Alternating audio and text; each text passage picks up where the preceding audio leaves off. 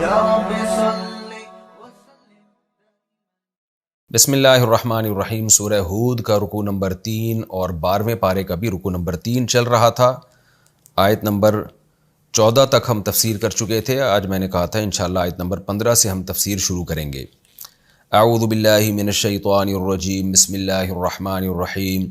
من کان یرید الحیاۃ الدنیا وزینتها نوفی الیہم اعمالہم فیہا وہم فیہا لا یبخسون. اس سے پہلے والی آیت میں جو مضمون چل رہا تھا وہ یہ کہ یہ لوگ آپ کو تنگ کرتے ہیں، بیہودہ اعتراضات کرتے ہیں کہ نبی پر خزانے نازل کیوں نہیں ہوئے، نبی کے ساتھ کوئی فرشتہ کیوں نہیں ہے. تو اے نبی آپ ان کی باتوں سے تنگ نہ ہوں، کیونکہ آپ نے تبلیغ چھوڑنی نہیں ہے. تو وہ کام بھی نہ کریں جو تبلیغ چھوڑنے کا ذریعہ بنے. وہ کام کیا ہے کہ ان کے اعتراضات کو خاطر میں لانا، اس کو ویلیو دینا اور اس کی وجہ سے پریشان ہونا. تو یہ کام نہ کریں آپ. اور ایک اعتراض جو یہ کرتے ہیں کہ یہ قرآن گھڑا ہوا ہے، تو اس کا اللہ نے جواب دیا تھا کہ تم بھی اس جیسی 10 صورتیں لے آؤ. پورا قرآن نہیں لا سکتے تو 10 صورتیں لے آؤ. اس کے بعد اللہ نے کیا فرمایا کہ اگر یہ نہیں لا سکتے، آپ کے اس دعوے کا چیلنج کا جواب نہیں دے سکتے، تو یقین کر لو یہ اللہ کے علم کے مطابق یہ قرآن نازل ہوا. یہ اللہ کے علم سے نازل ہوا ہے، لوگوں کے علم کا اس میں دخل نہیں ہے.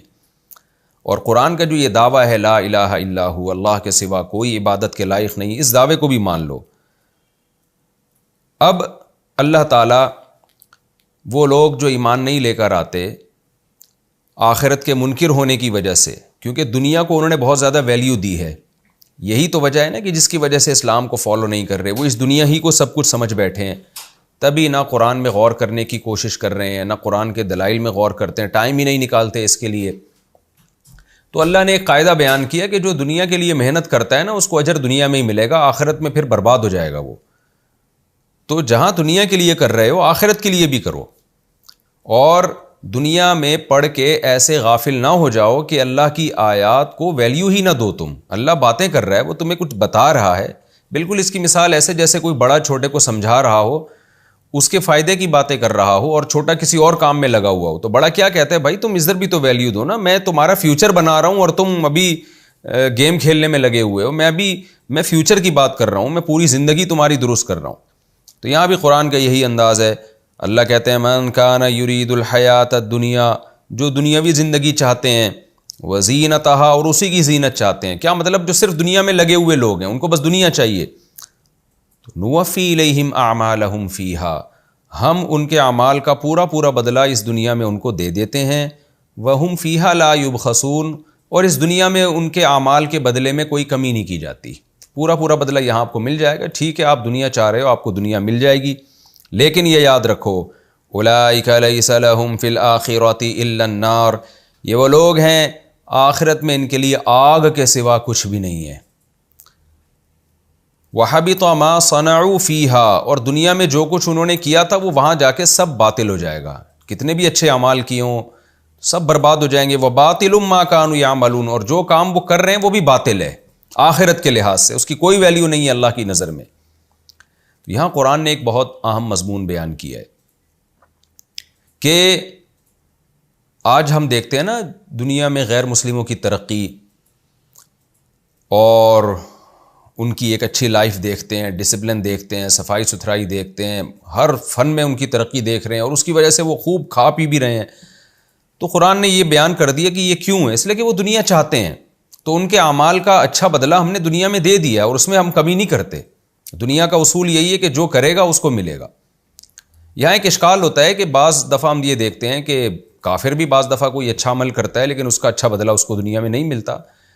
تو دیکھیں جہاں کافر کو اچھے عمل کا اچھا بدلہ ملتا ہے وہاں اس کو برے عمل کا برا بدلہ بھی مل سکتا ہے. یعنی اگر کوئی کافر دنیا برباد کرنے کی کوشش کرے گا تو وہ برباد بھی تو ہوگی نا. تو جیسے اہل ایمان کا آخرت میں اچھے اور برے عمل کا وزن ہوگا، جو پلڑا بھاری ہوگا اس کے حساب سے اس کے بارے میں فیصلہ کیا جائے گا کہ یہ کامیاب ہے یا ناکام.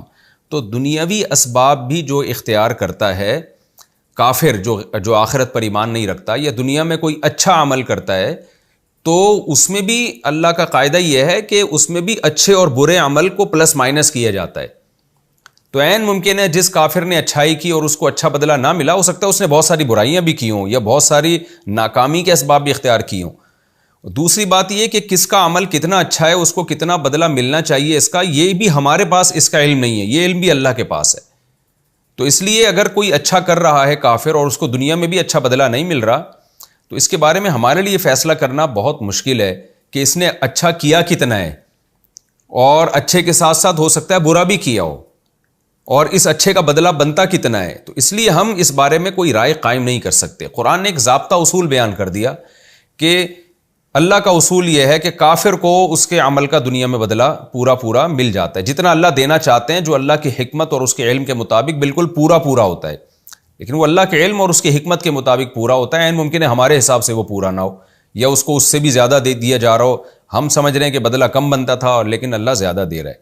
تو اس آیت کا حاصل کیا ہوا کہ کوئی بھی کافر جو آخرت کا متلاشی نہیں ہے، جو دنیا ہی کی زینت چاہتا ہے، دنیا ہی کے در پہ ہے، دنیا ہی کے پیچھے لگا ہوا ہے، وہ اگر کوئی عمل کرتا ہے تو اللہ کے علم کے مطابق اس کا جتنا بدلہ بنتا ہے وہ بدلہ اللہ اس کو پورا دنیا میں ہی چکا دیتے ہیں، اس میں اللہ کمی نہیں کرتے کہ کچھ آخرت میں دے دوں گا میں۔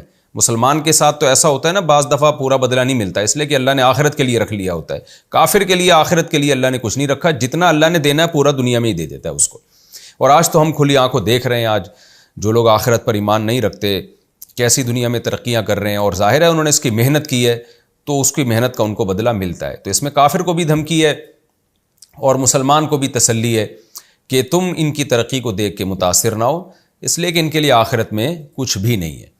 اور مسلمان کے لیے ایک عبرت بھی ہے کہ عین ممکن ہے کہ مسلمانوں کی جو دنیا میں تنزل ہو اس کی وجہ بدعمالیاں بھی ہو سکتی ہیں۔ اس پر تو خیر دوسری آیات ہیں جن کا آگے بھی تذکرہ آئے گا، بہت ساری آیات گزر بھی چکی ہیں، لیکن اس کا اس آیت سے بھی اس موضوع کا تعلق نہیں ہے، اس لیے میں اس کو اسکپ کر دیتا ہوں۔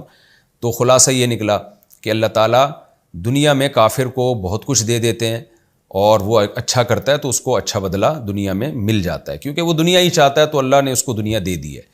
تو اس سے مسلمان کو متاثر نہیں ہونا چاہیے، اور کافر کو بھی غرور میں نہیں آنا چاہیے کہ میں کامیاب ہوں۔ کامیاب یہ نہیں ہے، آگے اللہ کہتے ہیں اولئک لیس لہم فی الآخرۃ الا النار، یہ وہ لوگ ہیں آخرت میں ان کے لیے آگ کے سوا کچھ بھی نہیں ہے۔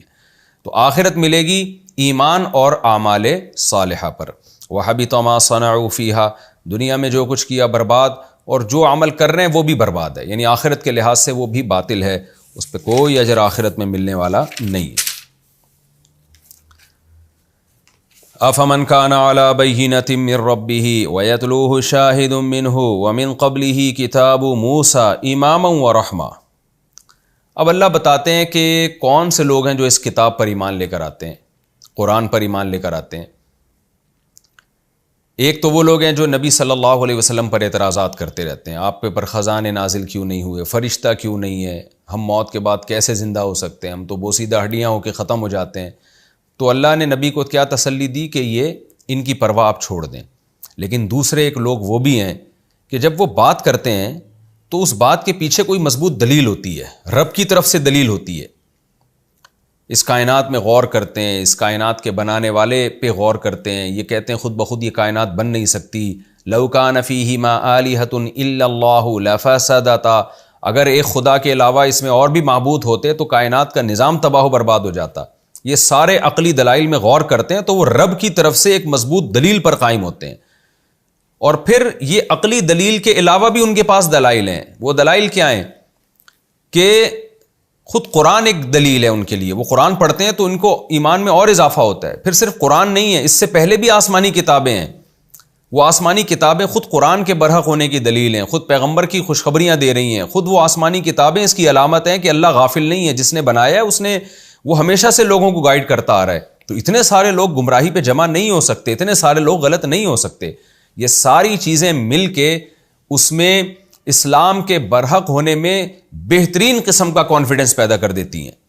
تو اللہ فرماتے ہیں اولئک یؤمنون بہ، ایسے جو کانفیڈنٹ لوگ ہیں وہ اس پر ایمان لے کر آئیں گے اے نبی صلی اللہ علیہ وسلم، اور یہ قوم کے اچھے لوگ ہیں، یہ ایمان لے کر آئیں گے، جن میں ابو بکر ہیں، عمر ہے، عثمان ہیں، علی ہیں، اور یہ جو لوگ ہیں جو آہستہ آہستہ ایمان لا رہے ہیں اور بہت سے لا چکے ہیں، یہ قوم کے اچھے لوگ آپ کا ساتھ دیں گے۔ اور یہ آیتیں آج کے بارے میں بھی ہیں، آپ جب بھی حق کی دعوت دیں گے، کچھ آپ کو بیکار قسم کے ملحد لوگ لگیں گے، ملیں گے معاشرے میں، جو ایران توران پھینک رہے ہوں گے، کوئی کسی بات کی ان کے پاس کوئی دلیل نہیں ہوگی، اور ہٹ دھرم ہوں گے، ضدی ہوں گے، لیکن بہت سے ایسے لوگ ہوں گے کل کسی ملحد کے بارے میں کوئی بحث ہو رہی تھی، تو ایک نے یہ اعتراض کیا کہ بھئی یہ جو بگ بینگ تھیوری ہے نا کہ کائنات دھماکے کے ساتھ بنی ہے، تو ہم کیوں اللہ کو خدا مانے بھائی؟ وہ جو ایک دھماکہ ہوا تھا وہ ہم اسی کو خدا مان لیتے ہیں نا، وہی اس کائنات کے وجود کا ذریعہ بنا ہے۔ اب آپ دیکھیں کہ کیسی بیکار قسم کی باتیں ہیں۔ میں نے ان سے کہا، میں نے کہا بھائی یہ جو دھماکہ خود بخود ہوا تھا یہ تو کریٹڈ ہے نا، جو خدا ہے وہ تو کائنات کے علاوہ کوئی چیز ہوگی نا، جو کریٹر ہے۔ یعنی آپ گاڑی کو کہہ رہے ہیں کہ مینوفیکچرر بھی یہی ہے اور کریٹر بھی یہی ہے اور بنی ہوئی بھی یہی ہے، تو دھماکہ تو خود ہونے میں کسی دوسری طاقت کا محتاج ہے۔ وہ کسی انرجی کی بیس پہ اگر وہ دھماکہ ہوا تھا تو انرجی کس نے پیدا کی تھی؟ تو پھر میں نے ان سے کہا کہ مجھے کسی واسطے سے وہ اس ملحد کی خبر پہنچی، میں نے کہا اس ملحد سے یہ کہو کہ سیدھا سیدھا خدا کو مان کیوں نہیں لیتے؟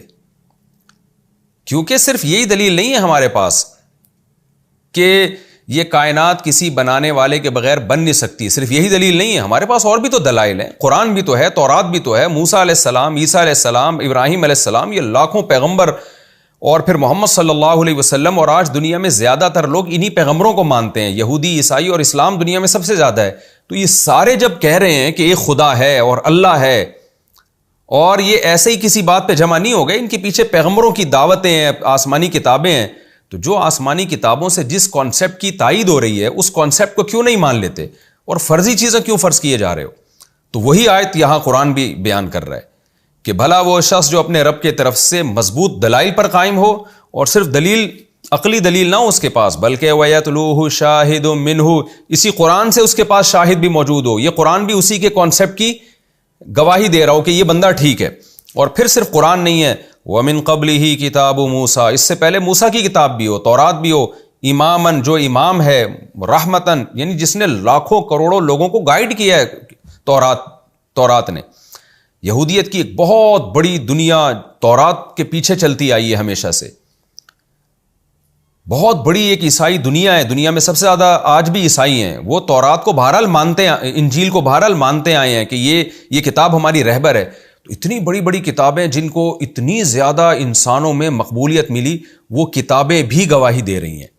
تو جب وہ بھی گواہی دے رہی ہیں تو اس شخص میں کتنا کانفیڈنس پیدا ہو جائے گا اس بات میں کہ وہ اسلام اور ایک خدا اور وہ اللہ کا وجود اور اس کی توحید یہ برحق ہے، تو وہ کتنا کانفیڈنٹ ہوگا، تو وہ اس پر ایمان لے کر آئے گا، اس کتاب پر بھی، وہ پیغمبر صلی اللہ علیہ وسلم پر بھی ایمان لے کر آئے گا۔ تو یعنی اس کو اللہ نے شاہد سے تعبیر کیا۔ اس کی مثال ایسے ہے جیسے میڈیکلی ثابت ہو جائے کہ اس شخص نے فلاں جرم کیا ہے، میڈیکل رپورٹ آ جائے ہمارے پاس۔ یہ میں قرآن کی آیت کو سمجھانے کے لیے مثال دے رہا ہوں۔ آپ کے پاس رپورٹ سے پتہ چل گیا، میڈیکلی پتہ چل گیا کہ یہ آدمی مجرم ہے، جسم پہ کوئی داغ کا نشان تھا، یا ڈاکٹروں نے تحقیق کی بھئی یہ جرم اس سے سرزد ہوا ہے، کیونکہ جو آدمی یہ جرم کرتا ہے اس میں یہ علامتیں پائی جاتی ہیں، میڈیکلی پروف ہو گیا۔ آپ کہہ رہے ہو میں اس میڈیکل رپورٹ کو نہیں مانتا، سارے ڈاکٹر کہہ رہے ہیں بھائی یہ رپورٹ صحیح ہے، لیکن ساتھ میں اس ڈاکٹر نے 10-15 گواہ بھی پیش کر دیے، وہ گواہ بھی آ کے کورٹ میں گواہی دے رہے ہیں کہ اس آدمی کو ہم نے جرم کرتے ہوئے اپنی آنکھوں سے دیکھا ہے۔ تو ایسے موقع پہ وکیل کیا کہے گا جج سے کہ جج صاحب یہ جو مجرم ہے اس کا جرم رپورٹ سے بھی ثابت ہے، جو کہ ایک عقلی دلیل ہے، اور اگر آپ اس رپورٹ کو غلط کہہ رہے ہو تو اتنے سارے لوگ وہ کیسے غلط ہو سکتے ہیں؟ وہ خود کہہ رہے ہیں کہ ہم نے اپنی آنکھوں سے دیکھا ہے۔ تو یہاں بھی قرآن کہہ رہا ہے کہ وہ شخص جو رب کی طرف سے مضبوط دلیل پر قائم ہے، یعنی وہ اس کے پاس اس کے علاوہ بہت سارے دلائل ہیں، اور ساتھ ساتھ تورات، انجیل اور قرآن جس کو دنیا میں بہت بڑی آبادی فالو کر رہی ہے، وہ بھی ایک ہی مضمون بیان کر رہے ہیں کہ ایک خدا ہے اس کائنات کو بنانے والا، وہ کریٹر ہے، اس کے ساتھ کوئی شریک نہیں ہے۔ تو یہ دعویٰ غلط کیسے ہو سکتا ہے؟ اس کو کہتے ہیں عقلی دلیل بھی ہے اور نقلی دلیل بھی۔ نقل کہتے ہیں کہ لوگوں کی گواہی، تو ایک بہت بڑی انسانیت، ایک طبقہ ہے جو گواہی دے رہا ہے، وہ بھی ایک طرف اور عقل بھی ایک طرف، تو یہ دونوں چیزیں مل کے جب ایک بات کے سچا ہونے کی گواہی دے رہی ہیں تو اللہ فرماتے ہیں وہ شخص افا من کانا، بھلا جو اس کنڈیشن پہ ہوگا، تو آگے جواب محذوف ہے کہ وہ کتنا کانفیڈنٹ ہوگا، یعنی کیسا اس کو وہ کیسا پورے اعتماد ہوگا اپنے دعوے کے صحیح ہونے پر۔ مجھے یاد ہے کہ میں ایک غیر مسلم کی کتاب پڑھ رہا تھا، ایک انگریز نے اسلام قبول کیا، تو اس نے اپنا اسلام کا واقعہ بیان کیا. اس نے کہا کہ میں نے مسلمانوں میں ایک چیز مجھے بہت زیادہ اٹریکٹ کرتی تھی کہ جب بھی میں کسی مذہب والے سے بحث کرتا تھا نا، وہ اپنے مذہب پہ اتنے کانفیڈنٹ نہیں ہوتے تھے، اتنے پر اعتماد نہیں ہوتے تھے. لیکن جب بھی میری امریکہ میں، یو کے میں، کہیں بھی یورپ میں مسلمان سے ٹاکرا ہوتا تھا نا، تو ایک بات مجھے بہت اٹریکٹ کرتی تھی کہ مسلمان اپنے مذہب پہ بہت زیادہ پر اعتماد ہوتے تھے. وہ یہ سمجھتے تھے کہ ہمارے مذہب ہی دنیا میں ٹھیک مذہب ہے، اس بارے میں یعنی وہ کنفیوژن کا شکار نہیں ہوتے تھے. تو یہ ظاہر ہے اس کی وجہ یہی ہے کہ مسلمان کے پاس اپنے مذہب کے برحق ہونے کے دلائل بہت واضح ہیں. تو اللہ فرماتے ہیں اولئک یؤمنون بہ، اے نبی یہ لوگ ایمان لے کر آئیں گے. آج ہمیں بھی اس میں تسلی ہے کہ اس طرح کے لوگ ایمان لے کر آئیں گے. ومن یکفر بہ من الاحزاب، اور لشکروں میں دنیا میں جو مختلف گروپ بنے ہوئے ہیں، ان میں جو بھی اس کا انکار کرے گا، فالنار موعدہ، اس کا وعدہ جہنم کی آگ ہے. فلا تکو فی مریۃ منہ، پس اے مخاطب تو اس قرآن کی طرف سے شک میں مت پڑ، یقیناً یہ اللہ کا کلام ہے. انہ الحق من ربک، یہ برحق ہے تیرے رب کی طرف سے ہے. ولکن اکثر الناس لا یؤمنون، لیکن دنیا میں اکثر لوگ اس پر ایمان نہیں لا رہے ہیں. تو ان لوگوں کے ایمان نہ لانے سے آپ متاثر نہ ہوں. یہ وہ لوگ ہیں جو دلائل میں ذرہ برابر بھی غور کرنے کے لیے تیار نہیں ہیں. ومن اظلم ممن افترى علی اللہ کذبا، اور اس سے بڑا ظالم کون ہوگا؟ کیونکہ قرآن نے بھی وعدہ کیا نا کہ جو اس قرآن کا انکار کرے گا وہ جہنم کے لوگ ہیں. تو ایک اعتراض ہوتا ہے کہ اللہ تو اتنے سے جرم پر اتنی بڑی سزا دے دے گا. تو اللہ کہہ رہے ہیں یہ جو قرآن کا انکار ہے یہ چھوٹا جرم نہیں ہے. کیوں؟ خود سوچو، اس سے بڑا ظالم کون ہوگا جو اللہ پہ جھوٹ باندھ دے. یعنی اللہ کہہ رہے ہیں یہ میری کتاب ہے، یہ میرا کلام ہے، اور یہ کہہ رہے ہیں نہیں. تو اس کا مطلب آپ اللہ پہ جھوٹ باندھ رہے ہیں نا. آپ اللہ کی بات کو نہیں ماننا، یہ اس کی علامت ہے کہ آپ ایک جھوٹ کی نسبت اللہ کی طرف کر رہے ہیں. میں دعویٰ کرتا ہوں یہ کام میں نے کیا ہے، آپ کہتے ہیں یہ نہیں کیا. اس کا مطلب کیا کہ آپ مجھے جھوٹا قرار دے رہے ہیں. تو یہ بھی گویا معاذ اللہ اللہ کو جھوٹا قرار دے رہے ہیں. اللہ فرماتے ہیں اولئک یعرضون علی ربہم، یہ وہ لوگ ہیں جن کو اپنے رب کے سامنے پیش کیا جائے گا. ویقول الاشہاد، اور اس دن گواہ کہیں گے ہؤلاء الذین کذبوا علی ربہم، یہ ہیں وہ لوگ جنہوں نے اپنے رب پہ جھوٹ باندھا تھا. الا لعنت اللہ علی الظالمین، اللہ کہتے ہیں خبردار سنو ظالمین پر اللہ کی لعنت. یہ خبردار کا لفظ کیوں استعمال کیا؟ اس لیے کہ ان کے لیے جہنم کی آگ ہے، تو اللہ ان کو آگ میں ڈالے گا. اس پہ تمہیں اعتراض نہیں ہونا چاہیے. کیوں؟ کیونکہ ان پر تو اللہ کی لعنت ہے، اور جس پر اللہ کی لعنت ہو اس کی سزا آگ کے علاوہ کیا ہونی چاہیے. اس لیے اللہ نے کہا خبردار ہو کے یہ بات سنو. اور پھر یہ وہ لوگ ہیں الذین یصدون عن سبیل اللہ. یہ آگے ان کے جرم کی برائی اور زیادہ بیان کی جا رہی ہے کہ اکثر جو لوگ قرآن کا انکار کرتے ہیں، صرف انکار نہیں کرتے، آگے پھر وہ لوگوں کو روک بھی رہے ہوتے ہیں، وہ فضول بحثوں میں بھی الجھے ہوئے ہوتے ہیں. الذین یصدون عن سبیل اللہ، یہ وہ لوگ ہیں جو اللہ کے راستے سے روکتے ہیں. ویبغونها عوجا، اور پھر اللہ کے راستے میں عیب تلاش کرتے رہتے ہیں. ان کی تھنکنگ نیگیٹو ہے، نیگیٹیوٹی پھیلا رہے ہیں معاشرے میں. آپ نے دیکھا ہوگا نا کچھ لوگ نیوٹرل ہو کے تحقیق کرتے ہیں، کچھ کیا کرتے ہیں کہ بس جہاں یعنی وہ کچھ نہ کچھ تلاش کرتے رہتے ہیں اور بات کا بتنگڑ بناتے رہتے ہیں. تو بالکل یہ آیتیں آج اسلام دشمنوں پہ صادق آ رہی ہیں کہ اللہ کے راستے میں یعنی اسلام میں عیب تلاش کرتے رہتے ہیں بیٹھ کے. وہی آپ دیکھیں 1400 سال سے ایک ہی جیسے اعتراض، جب کچھ ملتا نہیں ہے تو وہی عیب تلاش کرنا کہ یہ نبی نے اتنی کم عمر سے نکاح کیوں کیا، نبی نے اتنی شادیاں کیوں کی، اور اسلام میں باندیوں کا کیا نظام ہے، اسلام تو جہاد سے تلوار سے پھیلا ہے. اس طرح کی وہی 4-10 جو ہے نا گھما پھرا کے جن کے جوابات بہت ہی تشفی کے ساتھ ہر دور کے مسلم اسکالرز دے چکے ہیں. بہت سو کے اعتراضات کے جواب تو قرآن دے چکا ہے. لیکن وہی جب کچھ ملتا نہیں ہے تو بس جو بھی ایسا ملے نا جس سے عوام کو بیوقوف بنایا جا سکتا ہے فوراً وہ چیزیں اٹھا لیتے ہیں. اور آج ہر اہل باطل کا یہی کام ہے کہ کھینچا تانی کر کے دائیں بائیں جا کے نا وہ کہیں نہ کہیں سے بس عیب تلاش کر رہا ہوتا ہے. وہ یہ نہیں دیکھ رہا ہوتا کہ آپ اگر نیوٹرل ہو کے تحقیق کر رہے ہیں تو خوبیاں بھی تو دیکھو نا. آپ جو عیب آپ کو عیب نظر آ رہا ہے فرض کر لو کہ وہ عیب ہے تو خوبیاں بھی دیکھو کتنی ہیں. اور عین ممکن ہے جو عیب آپ کو عیب نظر آ رہا ہے ذرا آپ تھوڑی سی تحقیق کرو، پازیٹیو تھنکنگ میں اگر آپ سوچو اور نیوٹرل ہو کے سوچو تو آپ کو پتہ چل جائے گا کہ وہ عیب بھی عیب ہے نہیں. وہ آپ کو لگ رہا ہے کہ وہ ایک اسلام میں ایک عیب ہے، حقیقت میں وہ عیب نہیں ہے. تو اللہ کہتے ہیں یہ عیب تلاش کرتے رہتے ہیں. وجہ کیا ہے؟ وَهُمْ بِالْآخِرَةِ هُمْ كَافِرُونَ، یہ لوگ آخرت کے منکر ہیں.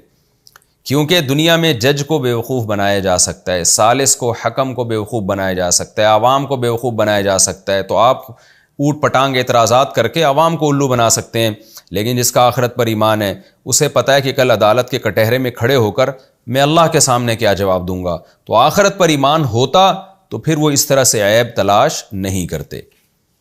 اولئک لم یکونوا معجزین فی الارض، اللہ کہتے ہیں یہ لوگ زمین میں بھی ہمیں ہرا نہیں سکتے، جب ہم دنیا میں اسلام کو غالب کرنا چاہیں گے یہ عاجز آ جائیں گے، اور اللہ نے کیسا غالب کیا اسلام کو، وما کان لهم من دون اللہ من اولیاء، اور آخرت میں بھی ان کے پاس اللہ کے سوا کوئی دوست نہیں ہوگا جو ان کو اللہ کے عذاب سے بچا لے، یضاعف لهم العذاب، ان کے لیے عذاب بڑھایا جائے گا۔ ایک عذاب تو اس کا کہ قرآن کا انکار کیوں کیا، دوسرا عذاب اس کا کہ پھر لوگوں کو قرآن سے روکا کیوں۔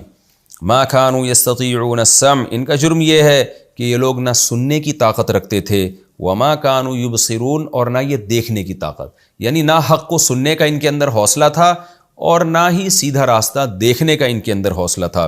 اولئک الذین خسروا انفسهم، یہ وہ لوگ ہیں جو اپنے جانوں کی طرف سے خسارے میں پڑ گئے، وضل عنهم ما كانوا يفترون، اور جو بھی جھوٹ یہ باندھا کرتے تھے سب غائب ہو جائے گا۔ اس میں بت بھی مراد ہیں جو باطل معبود تھے، اور وہ تمام بیکار دلائل جو اسلام کے خلاف، دین برحق کے خلاف یہ دیا کرتے تھے، وہ سارے دلائل غائب ہو جائیں گے، ان کی ویلیو ان کو پتہ چل جائے گی۔ لا جرم انہم فی الآخرۃ ھم الاخسرون، اس میں کوئی شک نہیں ہے کہ یہ لوگ آخرت میں بہت زیادہ خسارے والوں میں سے ہوں گے۔ اخسرون کا مطلب زیادہ خسارے میں، یہ ان کے حساب سے کہا گیا، وہ سمجھتے تھے کہ مسلمان خسارے میں ہوں گے، تو اللہ کہیں گے نہیں، یہ ان کے مقابلے میں یہ خسارے میں ہوں گے۔ ان الذین آمنوا وعملوا الصالحات، اس کے برعکس وہ لوگ ہیں جو ایمان لائے اور نیک اعمال کیے، واخبتوا الی ربہم، اور اپنے رب کی طرف وہ جھک گئے۔ اولئک اصحاب الجنہ، جھکنے کا کیا مطلب ہے؟ رب کے آگے اپنا سر جھکا لیا، اللہ تو جو ہمیں کہے گا ہم وہ کریں گے، تو کہے گا یہ غلط ہے ہم اس کو غلط مان لیں گے، تو کہے گا یہ صحیح ہے ہم اس کو صحیح مان لیں گے۔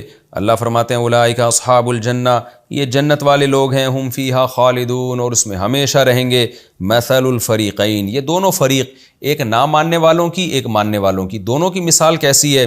کالاعمی والاصم والبصیر والسمیع، اندھے بہرے کی اور دیکھنے والے کی اور سننے والے کی، یعنی ایک طرف ایک آدمی ہے جو اندھا بھی ہے اور بہرا بھی ہے، اور دوسری طرف ایک آدمی ہے جو سنتا بھی ہے اور دیکھتا بھی ہے، تو دونوں میں کتنا فرق ہے؟ تو اللہ کہتے ہیں یہی فرق ہے ان لوگوں پر جو ان دلائل کو سن کر ایمان لاتے ہیں اور جو ان دلائل کو اگنور کر دیتے ہیں۔ تو یہ اندھے اور بہرے کی مثالیں ان کی، هل یستویان مثلا، کیا دونوں مثال میں ایک جیسے ہو سکتے ہیں؟ افلا تذکرون، تو تم نصیحت حاصل کیوں نہیں کرتے؟ دیکھیں قرآن کیسے سمجھا رہا ہے نا، کیسے نصیحت کر رہا ہے، بار بار بار بار کہیں قرآن سوال کرتا ہے افلا تذکرون، تم نصیحت کیوں حاصل نہیں کرتے؟ کہیں دلائل دینے پر آتا ہے، کہیں واقعات سناتا ہے۔ تو اب اس رکوع میں اللہ تعالیٰ نے، اس رکوع کا جو اختتام ہوا ہے وہ اس پر ہوا ہے کہ دو قسم کے فریق ہیں، ایک اندھے بہرے اور ایک دیکھنے والے اور سننے والے۔ جو دیکھنے والے سننے والے وہ حق دیکھتے بھی ہیں سنتے بھی ہیں، اور ایک ہوتے ہیں جو اندھے اور بہرے ہیں جن کے پاس فضول اعتراضات کے علاوہ کچھ بھی نہیں ہوتا۔ تو یہ ہمارا رکوع یہاں کمپلیٹ ہوا۔ اس سے اگلے رکوع میں اللہ نے ان لوگوں کی مثالیں دی ہیں کہ جو اندھے بھی تھے بہرے بھی تھے، اور ان کے مقابلے میں ان لوگوں کی بھی مثالیں دی ہیں، یعنی واقعات کے ذریعے مثالیں دی ہیں کہ جو دیکھتے بھی تھے اور سنتے بھی تھے۔ تو پیغمبروں کے واقعات اب یہاں سے شروع ہو رہے ہیں اگلے رکوع سے۔ تو یہ ہمارا رکوع سورہ ہود کا رکوع نمبر 3 اور 12ویں پارے کا رکوع نمبر 3، یہ رکوع الحمدللہ ہمارا کمپلیٹ ہوا۔ اس کا میں 2 منٹ میں خلاصہ مختصر پیش کر دیتا ہوں۔ اس رکوع کی ابتدا یہاں سے ہوئی تھی کہ اللہ نے انسان سے شکایت کی کہ جب اسے کوئی مصیبت پہنچتی ہے تو مایوس ہوتا ہے، نعمت پہنچتی ہے تو اترانے لگتا ہے۔ تو یہ حالت ہے انسان کی، حالانکہ ہونا یہ چاہیے جو نیک لوگ ہیں وہ کیا کرتے ہیں، مصیبت پہنچتی ہے تو صبر کرتے ہیں اور نا امید نہیں ہوتے، اور خوشی پہنچتی ہے تو اللہ کی طرف نسبت کرتے ہیں، اتراتے نہیں ہیں وہ۔ تو ایسے لوگوں کے لیے اللہ نے خوشخبری سنائی۔ دوسری بات یہ ہے کہ نبی صلی اللہ علیہ وسلم کو تسلی دی گئی ہے کہ آپ اپنا سینہ تنگ نہ کیا کریں ان کے فضول اور لغو اعتراضات کی بنیاد پہ، ایسا نہ ہو، اس سے ایسا لگتا ہے جیسے آپ نے تبلیغ چھوڑ دینی ہے، تو ظاہر ہے آپ نے تبلیغ نہیں چھوڑنی، تو وہ کام بھی نہیں کرنا جو تبلیغ چھوڑنے کا ذریعہ بنے۔ ان کے فضول اعتراضات کو ویلیو نہ دیا کریں، اور یہ جو ایک اپنے خیال میں بڑا معقول اعتراض کرتے ہیں کہ یہ قرآن گڑھ لیا ہے، تو ان سے کہیے کہ تم بھی ایسا قرآن لے آؤ، پورا نہیں لا سکتے 10 صورتیں اس جیسی لے آؤ۔ اور پھر اللہ نے بتایا کہ یہ ساری باطل پرستی کی اصل وجہ دنیا پرستی ہے، دنیا پرستی میں مشغول ہو کر آخرت پر ایمان نہیں لے کر آتے اور اسلام کو سمجھنے کی کوشش نہیں کرتے۔ تو اس کے بارے میں اللہ نے بتایا کہ دنیا کے لیے جو کرے گا اس کو دنیا میں اجر دوں گا، لیکن یاد رکھنا آخرت میں اس کا کوئی حصہ نہیں ہے۔ تو دنیا تو دار فانی ہے، ایک دن ختم ہو جائے گی اور ایک دن آخرت آئے گی۔ اور پھر اللہ نے بتایا کہ 2 قسم کے لوگ ہیں، نبی کو بھی تسلی دی جا رہی ہے، قیامت تک آنے والے ہر مبلغ کو تسلی دی جا رہی ہے کہ کچھ لوگ ایسے ہیں جن کے پاس دعوے کی مضبوط دلیل ہے اور قرآن، تورات اور انجیل اس سے ان کے دعوے کی مزید تائید ہو رہی ہے، وہ بڑے کانفیڈنٹ ہوتے ہیں، بڑے پورے اعتماد ہوتے ہیں، پورے اعتماد ہو کر ایمان لے کر آتے ہیں، تو وہ لوگ آپ کی باتوں پر یقین کریں گے۔ اور کچھ لوگ ایسے ہوتے ہیں ان کے پاس کوئی بنیاد نہیں ہوتی اپنے دعووں کی، وہ باطل لوگ ہیں اور ان کے لیے جہنم کی آگ ہے۔ کیوں؟ اس لیے کہ انہوں نے اللہ پہ جھوٹ باندھا تھا۔ پھر اللہ نے بتایا کہ دونوں فریقوں کی مثال نابینا اور بہرے کی ہے، اور ایک کی مثال اس شخص کی طرح جو دیکھتا بھی ہے اور سنتا بھی ہے۔ تو سوچ لو کس گروپ میں اپنے آپ کو، کس گروہ میں اپنے آپ کو شامل کرنا چاہتے ہو۔ یہ ہمارا رکوع الحمدللہ کمپلیٹ ہوا۔ اب ہم سورہ ہود کا رکوع نمبر 4 شروع کرتے ہیں اور 12ویں پارے کا بھی رکوع نمبر 4 شروع کرتے ہیں۔ حسب معمول اس رکوع کا مختصر لفظی ترجمہ، پھر انشاءاللہ اس کی میں لفظی ترجمہ گرامر کے ساتھ، پھر انشاءاللہ میں اس کی تفسیر کی طرف جاؤں گا۔ اعوذ باللہ من الشیطان الرجیم، بسم اللہ الرحمن الرحیم۔ وَلَقَدْ أَرْسَلْنَا نُوحًا إِلَىٰ قَوْمِهِ۔ ویسے مسئلہ یہ ہے کہ جب پہلے سے تلاوت چلتی آ رہی ہو نا تو پھر صرف بسم اللہ پڑھنی چاہیے۔ اعوذ باللہ اس وقت قرآن کی تلاوت میں پڑھنی چاہیے جب بالکل ابتدا سے آپ قرآن کی تلاوت شروع کریں، یعنی اس سے پہلے کوئی اور کام کر رہے ہو پھر جب قرآن کی تلاوت شروع کریں۔ تو بسم اللہ الرحمن الرحیم۔ وَلَقَدْ أَرْسَلْنَا نُوحًا إِلَىٰ قَوْمِهِ، تحقیق ہم نے بھیجا نوح کو ان کی قوم کی طرف۔ انی لکم نذیر مبین، کیا کہا نوح نے؟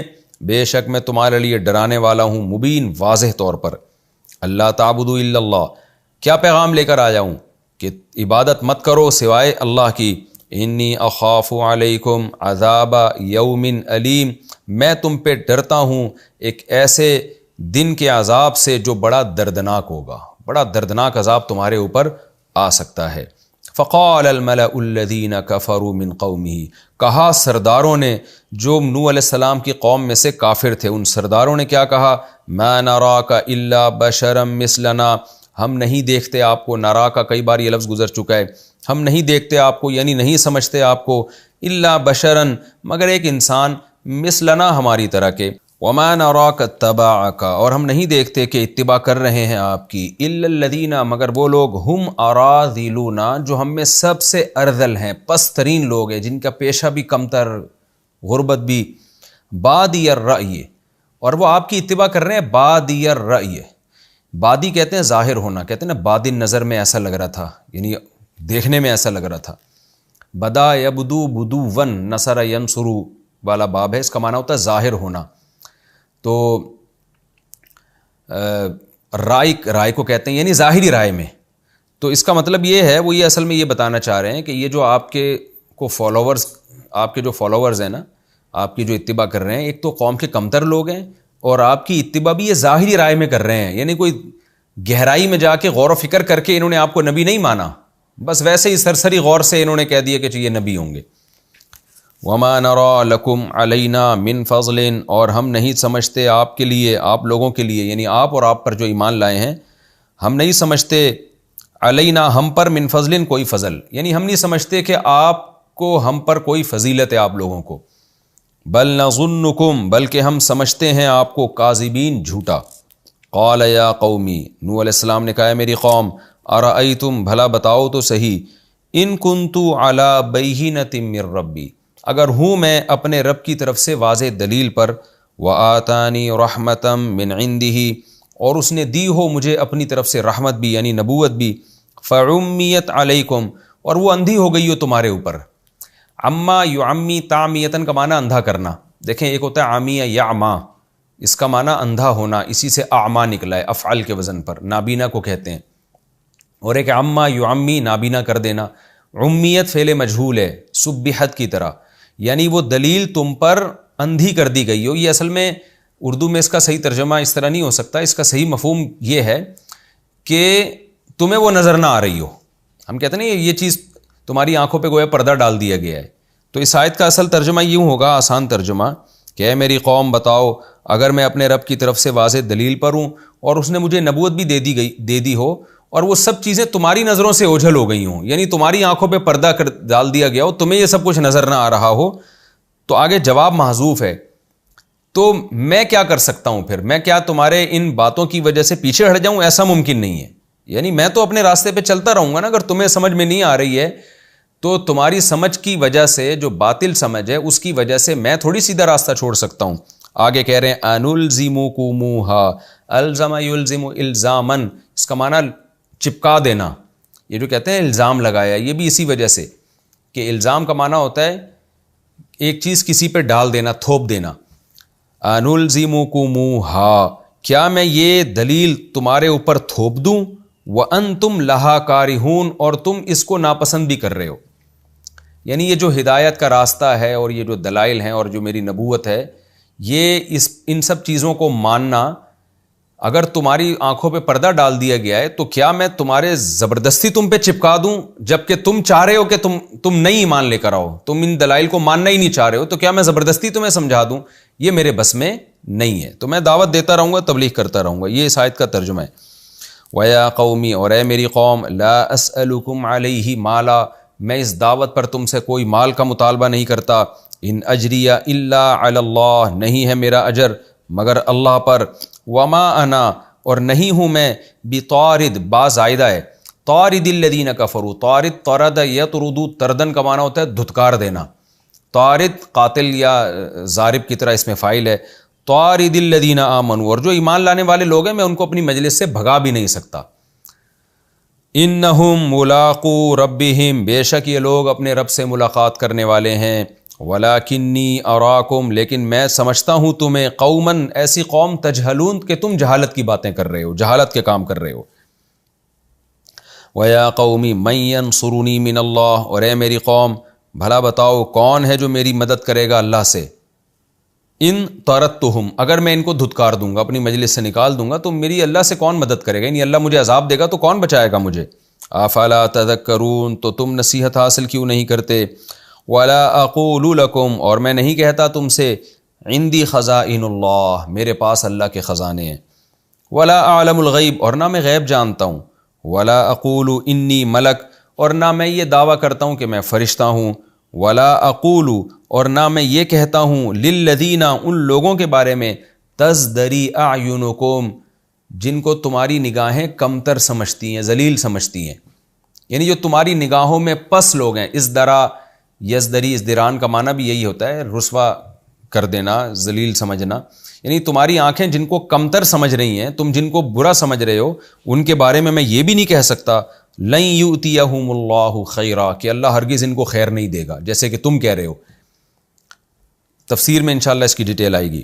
اللہ اعلم، اللہ زیادہ جانتا ہے، بما فی انفسہم، ان کے دلوں میں کیا ہے، انی اذن، بے شک میں ہوں گا، اذن، اگر میں ایسا کروں، یعنی ان کے بارے میں میں یہ کہہ دوں کہ اللہ ان کو خیر نہیں دے گا، یا ان کو میں اپنی مجلس سے نکال دوں، اگر میں ایسا کروں، انی اذن، تو میں ہو جاؤں گا لمن الظالمین، ظالمین میں سے۔ قالوا یا نوح، قوم کہنے لگی اے نوح، قد جادلتنا، تحقیق تو نے بڑا جھگڑا کر چکا ہے ہم سے۔ جادل یجادل مجادلتن، عام طور پر ڈیبیٹ میں جو جھگڑا ہوتا ہے نا اس کو کہا جاتا ہے جادلتا، تو نے جھگڑا کیا ہے نا ہم سے، فاکثرت جدالنا، ہمارے جھگڑے کو تو نے بہت بڑھا دیا ہے، یعنی بہت طویل جھگڑا ہو گیا ہمارا اور تیرا، ایک ہی بات تو کیے جا رہا ہے، ہم اس کا جواب دیے جا رہے ہیں، تو اس میں یہ بہت لمبا ہو گیا حساب کتاب، بہت طویل عرصے سے یہی کام ہو رہا ہے۔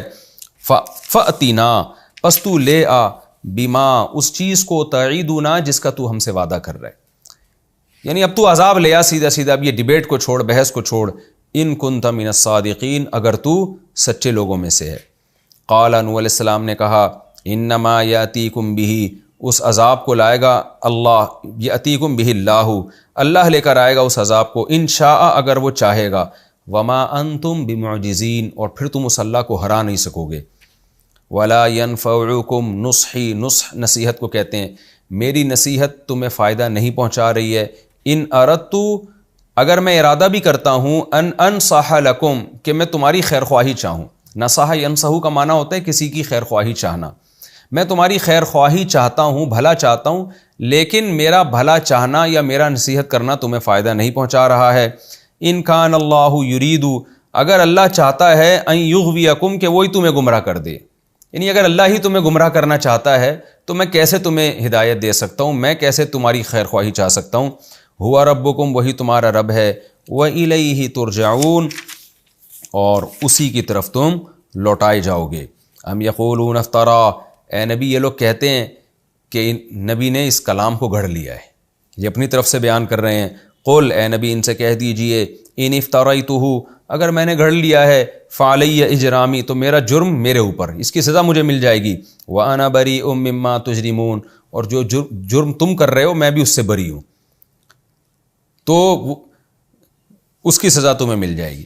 تو یہ لفظی ترجمہ ہمارا کمپلیٹ ہو گیا انشاءاللہ۔ ابھی وقت چونکہ مکمل ہو چکا ہے تو اگلے ایپیسوڈ میں انشاءاللہ اس رکوع کی میں تفسیر شروع کروں گا، اور پھر ہمارا اگلا رکوع بھی انشاءاللہ اسی میں اگلے ایپیسوڈ میں ہی کمپلیٹ ہو جائے گا، کیونکہ یہ بہت آسان رکوع ہیں اور بہت دلچسپ بھی ہیں۔ اللہ تعالی ہمیں اس سے عبرت حاصل کرنے کی توفیق دے۔ تو اگلے ایپیسوڈ میں انشاءاللہ ہم سورہ ہود کا رکوع نمبر 3 اور 12ویں پارے کا رکوع نمبر 3، یہ رکوع، اس کی تفسیر انشاءاللہ ہم اسٹارٹ کریں گے۔ اللہ تعالی ہمیں سمجھنے کی اور عمل کرنے کی توفیق عطا فرمائے۔ وما علینا الا البلاغ۔